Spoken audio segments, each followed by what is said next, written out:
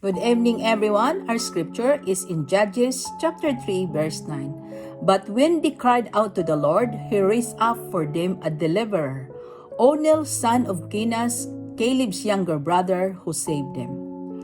Judges chapter 3, verse 9 reminds us of God's incredible mercy. The Israelites had turned away from God and experienced the consequences of their disobedience. Yet, when they recognized their need and cried out to the Lord, God did not reject them. Instead, He raised up Onel to deliver them. This passage teaches us that no matter how far we may have drifted God is always ready to receive those who genuinely turn back to Him. He is compassionate and faithful.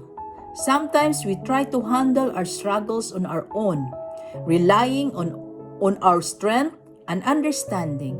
But God desires for us to come to Him in humility and dependence. Perhaps today you are facing challenges in your family, health, work, finances, or spiritual life. Remember that God hears every prayer and sees every tear. Crying out to God is not a sign of weakness. It is an expression of faith. It acknowledges that we need His wisdom, strength, and guidance. God may not always answer in the way or timing we expect, but He always responds according to His perfect will. He may change our circumstances or He may strengthen us to endure them. Either way, He remains faithful. Today, let us be encouraged to seek God wholeheartedly. Bring your burdens before Him. Trust in His unfailing love, and believe that the God who delivered Israel is still working in our lives today.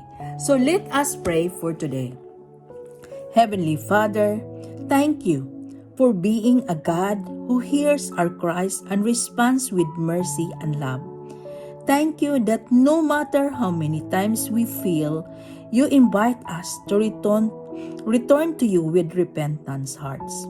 Lord, forgive us for the times we have relied on our own strength instead of seeking you first. Help us to trust you completely and to bring every concern and burden into your presence. Today, we lift up our families, our health, our work, our finances, and every challenge we are facing.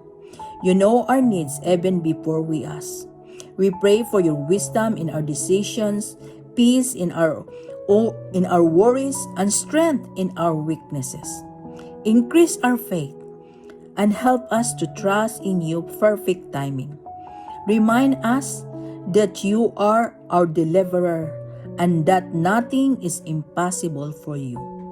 Teach us to depend on you daily and to seek you with all our hearts. Thank you for your faithfulness and for always being near to those who call upon your name. May our lives bring honor and glory to you as we walk in obedience and trust. In Jesus' name we pray. Amen. Have a blessed evening, everyone. Thank you for following me. God bless you all.